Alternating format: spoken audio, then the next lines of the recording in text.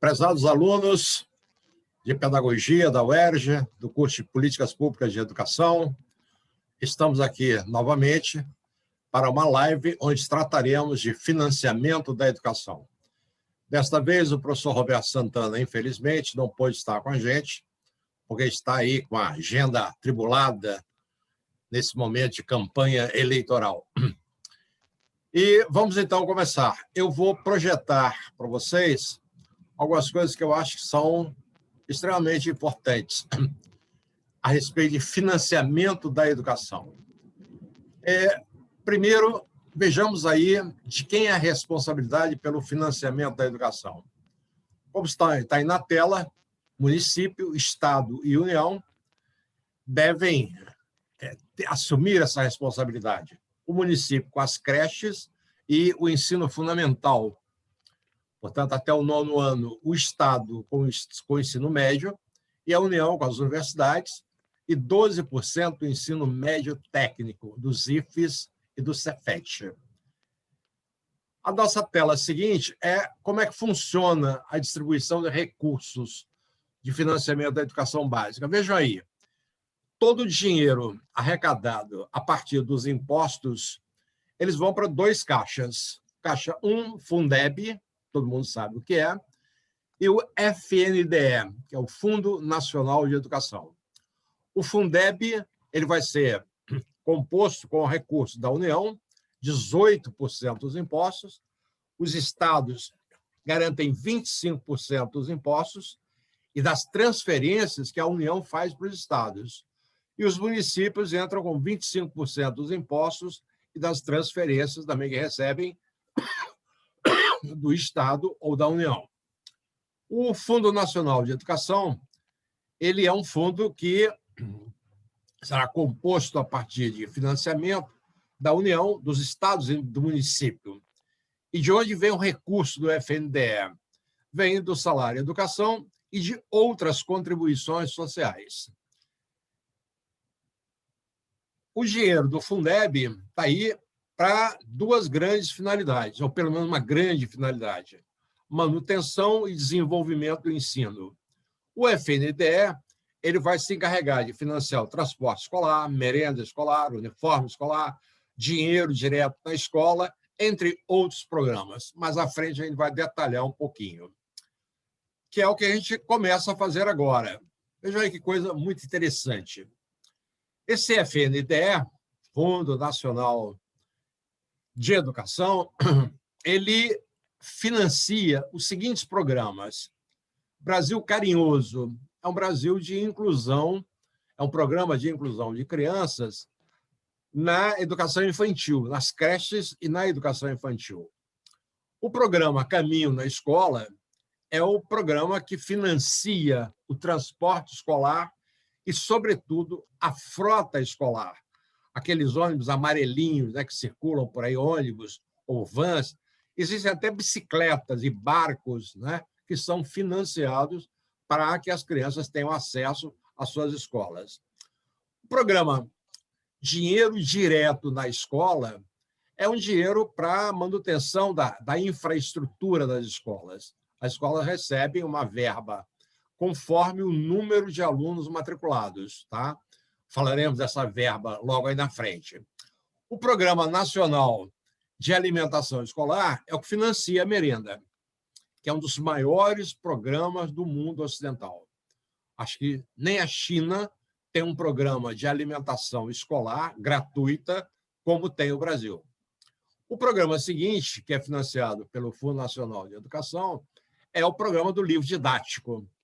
Como todo mundo sabe, a nossa criançada recebe ao início de cada ano, pelo menos de 2 em 2 anos, os livros didáticos, cadernos, enfim, todo o material escolar indispensável. O programa Pró-Infância, como o nome diz, ele está voltado diretamente para a educação infantil. Chamo atenção para 2 programas muito interessantes e muito novos.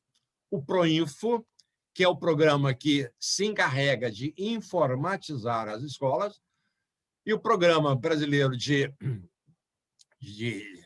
rede de Wi-Fi, né, de banda larga para as escolas, é aquele que vai garantir que cada escola tenha um acesso de qualidade à internet, juntamente com a possibilidade de abrir o seu Wi-Fi para o alunado. E diversos outros programas complementares que vocês podem ver, podem acompanhar na própria página do FNDE. Vejamos agora o programa seguinte, que é o Fundeb. O Fundeb está muito badalado ultimamente, porque ele acabou de ser renovado, era um programa com vigência até o ano 2020, e houve muito debate no sentido da sua renovação. O que ele é? Aí, é um fundo especial, natureza contábil, de âmbito estadual, um fundo por Estado e Distrito Federal. Total de 27 Fundebs. Então, vejam bem, cada Fundeb estadual tem um conjunto de verbas que é diferente. Então, o Estado do Piauí, claro, vai ter um Fundeb menor do que o Estado de São Paulo, o mais rico. E quem é o agente financeiro disso aí é o próprio Banco do Brasil ou a Caixa Econômica Federal. Como é que ele é formado, esse Fundeb? Ele é formado, está escrito, na quase totalidade, por recursos provenientes de impostos e transferências de estados, Distrito Federal e municípios, vinculados à educação por força da Constituição Federal. Ele tem como característica a distribuição de recursos de forma automática. Não há necessidade de a interveniência de deputado, de senador ou de qualquer outra autoridade. Ele vai direto para a escola, periodicamente, com a periodicidade regular, com crédito na conta específica de cada governo estadual, distrital ou municipal. Quer dizer, cada estado, cada município, cada distrito tem, portanto, a sua conta de Fundeb. É uma conta que você só pode usar aquele dinheiro para os fins determinados pela lei. A distribuição, de novo, ela é realizada com base no número de alunos da educação pública. Isto é, sem dúvida nenhuma, uma das coisas melhores que já aconteceu na educação nacional. Sabem por quê? Porque ela retirou a politicagem. Eu não preciso mais de deputado, eu não preciso mais de senadora, eu não preciso de mais ninguém para receber a verba a qual eu tenho direito.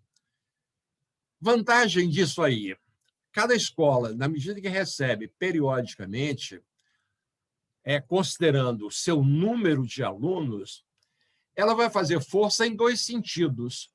Um, ela vai se tornar atraente. Quanto mais alunos ela tiver, maior será a sua renda.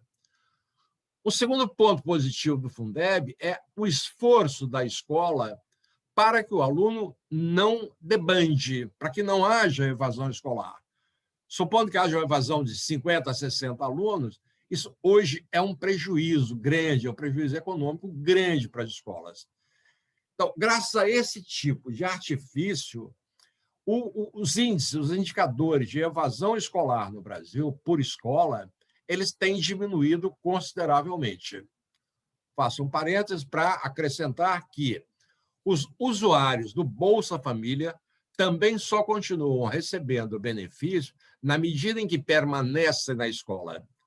Então, sem dúvida nenhuma, o nosso grande problema, que era uma evasão da ordem de 40%, 50% ou até mais em algumas escolas, ele está diminuindo sensivelmente. Nas áreas mais precarizadas, né, onde há muita gente necessitada dessa ajuda, as crianças têm permanecido nas escolas sob pena de as escolas perderem verba ou os usuários do Bolsa Família perderem os benefícios.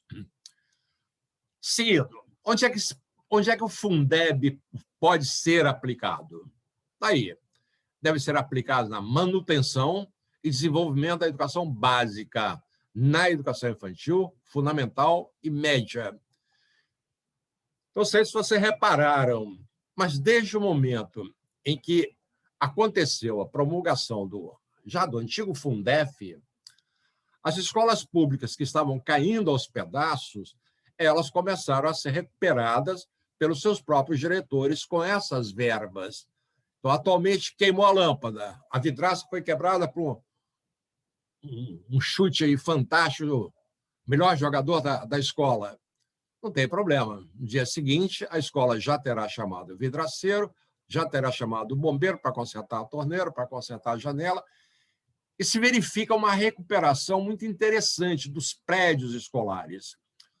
Houve um tempo, mais especificamente, um período entre o final da ditadura, 85, e os primeiros anos 90, a primeira metade dos anos 90, as escolas públicas ficaram extremamente abandonadas.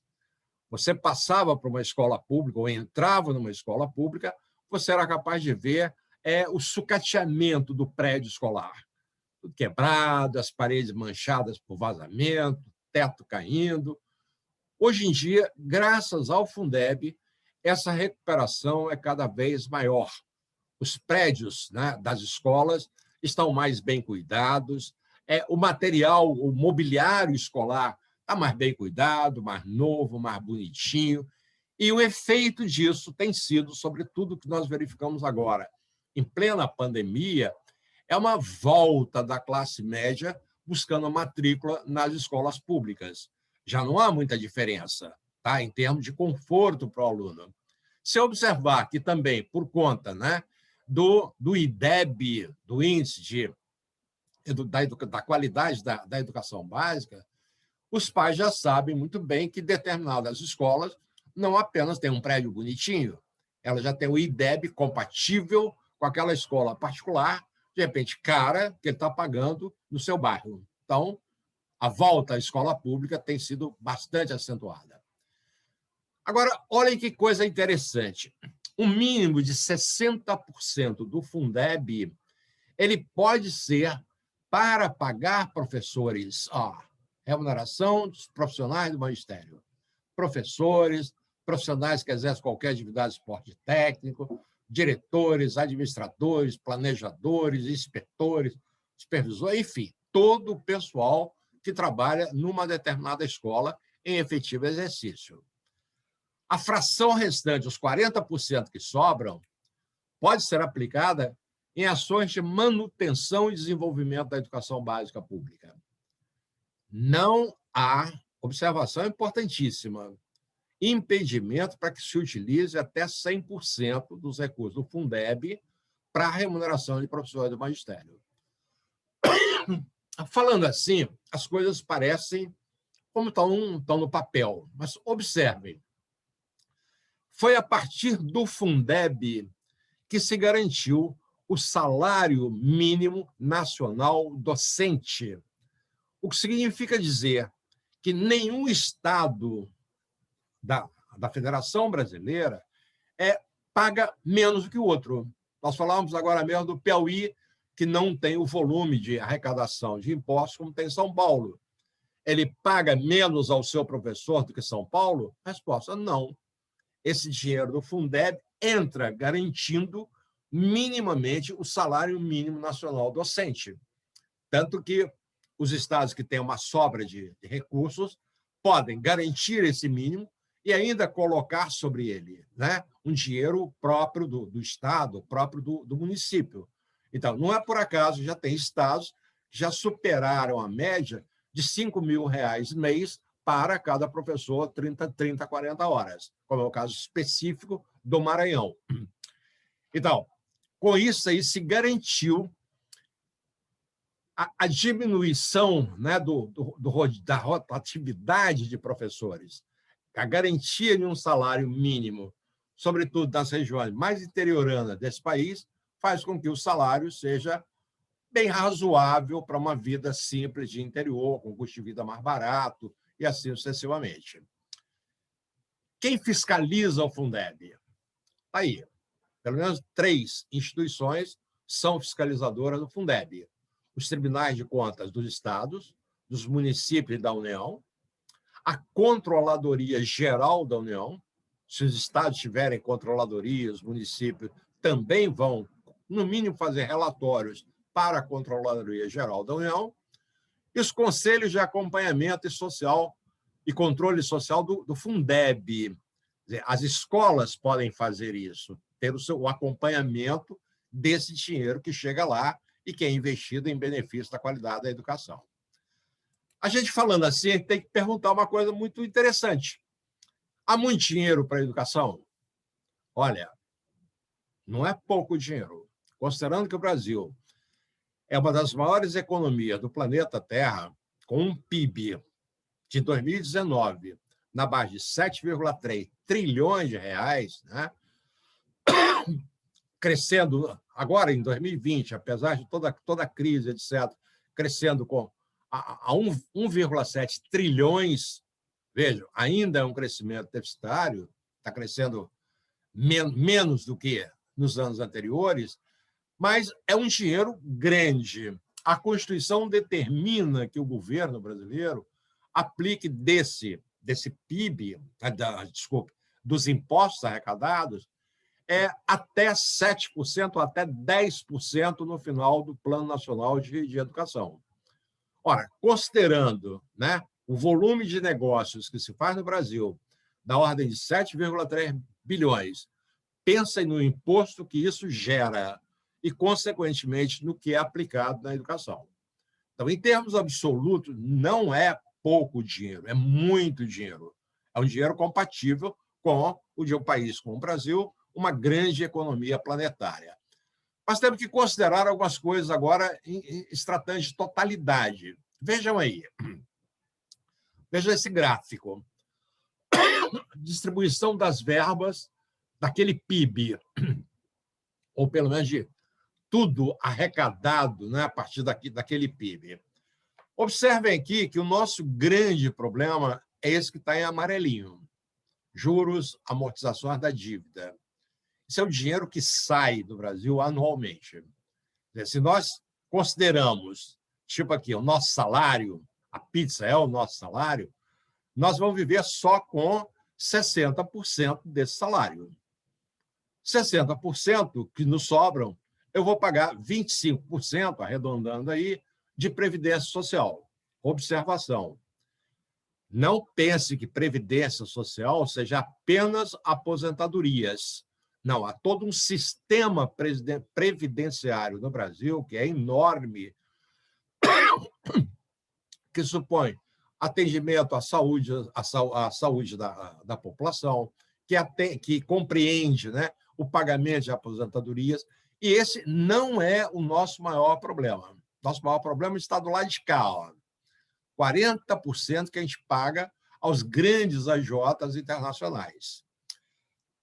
Aqui eu tenho uma outra grande fatia dessa pizza, que são as transferências para estados e municípios. É um dinheiro, já está na Constituição, que o governo federal, que é o maior arrecadador de impostos, tem que transferir para os estados e para os municípios. É por isso que vocês ouvem volta e meia aí um governador ou um prefeito dizendo que precisa manter boas relações com o governo federal para que ele não atrase, para que ele efetivamente realize essas transferências. Agora, observem aqui, eu vou até aumentar um pouquinho o nosso gráfico para a gente ver o que significa aqueles trilhões que a gente falava em termos de aplicação na educação. Está aqui, ó, 3,62% do PIB. Muito pouco. Ó, voltando às contas, do meu salário mensal, eu gastei 40% pagando os agiotas, meu plano de previdência social, 25%, já são, portanto, 65%. Vou arredondar aqui para 10% de transferência, né? 40, 65, 75. 75, 80, eu estou vivendo com 25% do que eu recebia. Em educação, na educação dos meus filhos, eu estou aplicando 3,62. Então, não dá para eu procurar o melhor colégio, procurar o melhor curso de inglês. Eu tenho que procurar segundo os recursos que eu tenho. Esse gráfico é muito interessante, porque ele dá uma dimensão da precariedade da vida que a gente tem nesse país em função do nosso amarelinho aqui, ó.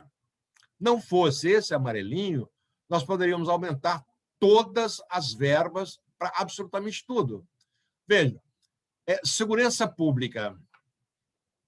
O Brasil investe 0,34% na segurança pública. O que isso quer dizer? Quer dizer, uma polícia desaparelhada, uma polícia mal treinada, eu não tenho uma polícia técnica capaz de tirar digitais e fazer DNAs toda hora que a gente precisa. Isso por conta do dinheiro que se dá para a segurança pública. Olha o restante aqui, transporte. Por que esse país não tem transporte público? Porque o governo só aplica 0,44%. Na agricultura, 0,61%.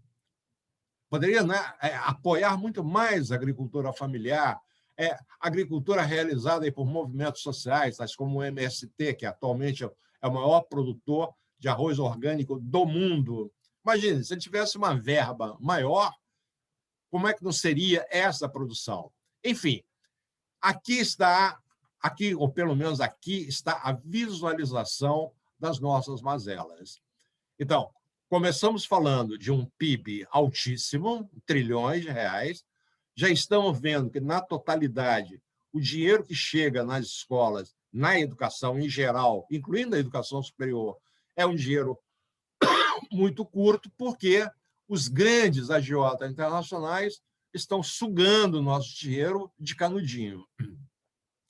Seguindo aí, este ano, ou melhor, 2014, a partir do Plano Nacional de Educação, fez-se uma grande incorporação, uma grande coisa fantástica, o chamado custo-aluno-qualidade. Ele foi criado por uma campanha que fizemos, uma campanha nacional pelo direito à educação. A sociedade civil organizada trabalhou, se empenhou em conquistar esse custo-aluno-educação, com o objetivo de estabelecer isso aqui, um padrão de qualidade por aluno, de uma educação de qualidade comparável a países, etc. Esse CAC está no Plano Nacional. E agora, vejam quanto custa o CAC. O seu valor mínimo por ano pago por cada aluno-ano, é de R$ 3.700. Ok, vamos dividir R$ 3.700 por mês. Vamos ter o Estado pagando, como se fosse uma mensalidade, de R$ 308. Isso deverá subir para incríveis R$ 475 até a vigência do plano, até a finalização do PNE, 2024, portanto. Ora, pontos positivos disso aí. Aquela escolinha lá do interior do Piauí, do interior do Acre ou do interior de Roraima, o governo vai encaminhar para lá R$ 308 por aluno, além do dinheiro do Fundeb. Tá? Então, isso significa que eu já estou praticamente chegando a 420, 400, sei lá, R$ 500. Significa também aí, da mesma maneira que o Fundeb, que as escolas do Rio Grande do Sul estarão recebendo a mesma verba por aluno, né, no sentido de garantir que esse aluno tenha uma educação de qualidade. Isso é um ponto extremamente positivo. Por outro lado, ele merece ser criticado pelo seu tamanho mínimo. Quem é pai sabe muito bem, pai ou mãe sabe muito bem, quanto é que está custando uma mensalidade numa escola particular. Ora, se o governo tivesse condições de pagar o valor médio de uma mensalidade ou das mensalidades cobradas na educação privada, nós veríamos um aumento considerável disso aqui. Mas é o que a gente tem, R$ 308 por mês por cada aluno. Não é muito, também não é insignificante, dá para fazer alguma coisa. Agora, dá para melhorar significativamente as escolas, sobretudo nas regiões mais pobres, no interior desse país. R$ 308 no Rio de Janeiro, São Paulo, Recife, é praticamente nada. Mas no interiorzinho, naquela cidade de 10 mil habitantes, isso já ajuda significativamente. Tanto que, quando a gente olha para o Brasil interior, a gente verifica diversas cidades, de novo, por exemplo, do Piauí, conseguindo IDEBs altíssimos. As cidades no interior do Piauí que estão com IDEB acima de 8. Isso significa que elas se equiparam, nessa medida quantitativa, a escolas da Finlândia, a escolas da Bélgica, a escolas de Singapura, porque estão num nível fantástico. Essas formas que nós estamos encontrando de financiar a educação brasileira estão permitindo que o maior IDEB do Brasil não esteja nem em São Paulo, nem no Rio de Janeiro, nem em Belo Horizonte, mas esteja no interior do Ceará, o IDEB 9,4. Então, vejam, há avanços que nós estamos conseguindo. Seria bom se os governos não atrapalhassem. Nós acabamos de ver ontem no Congresso Brasileiro os deputados assumindo retirar 1,4 bilhões de reais da educação. Se eu somo aos mais 5 já retirados pelo Bolsonaro, a gente vai ver que a coisa está minguando.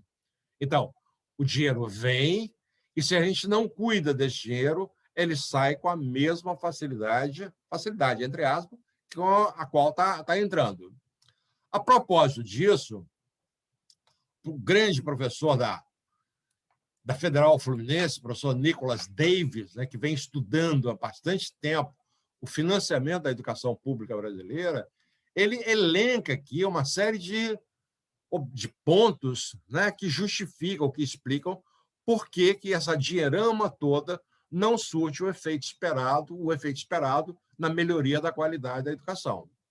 Primeiro, descumprimento da aplicação da verba devida pelos governos.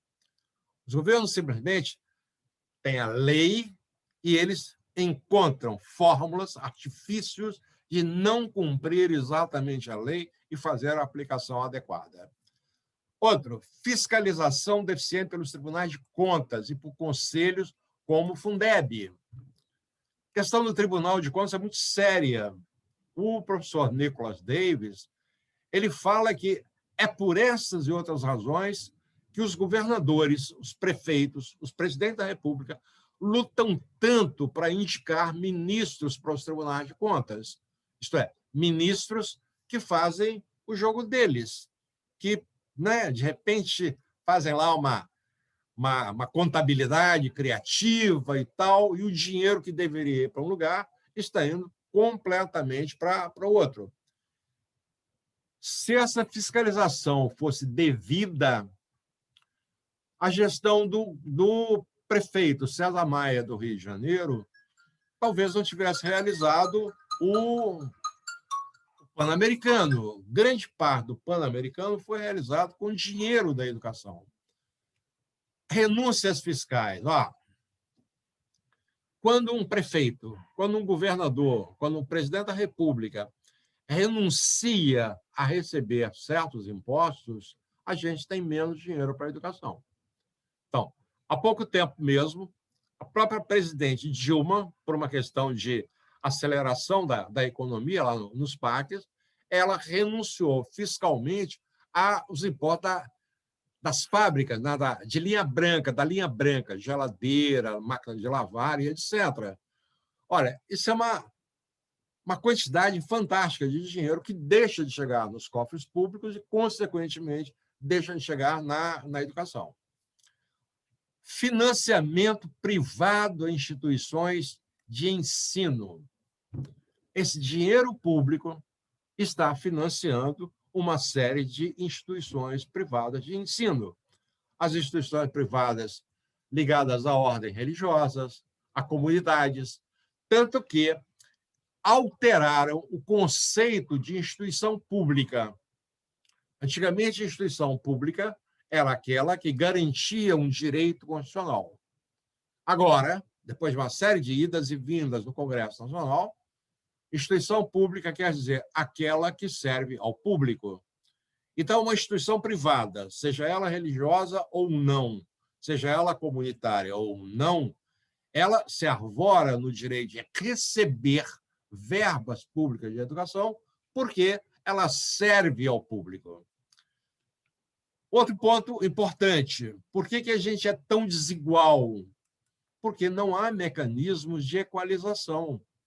A gente continua trabalhando com a desigualdade tributária interregiões, entre regiões brasileiras. Então, as regiões mais ricas continuarão com mais dinheiro, as regiões mais pobres vão ter dificuldade de ter dinheiro para financiar a sua própria educação. E, por último, a fragilidade dos planos nacionais de educação. Muita palavra dúbia, tem muita zona, né, de escape. Enfim, nós precisamos garantir que esses planos nacionais não tenham tanta fragilidade. Sem dúvida nenhuma, só assim que nós poderemos seguir para uma educação de qualidade e etc. Gaudêncio, minha exposição está vindo até aqui. Você tem alguma questão? Está sem microfone.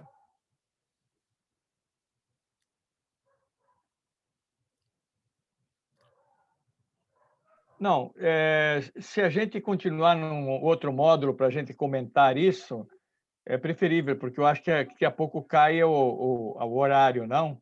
Fazemos isso, então. Vamos encerrar essa gravação aqui, né?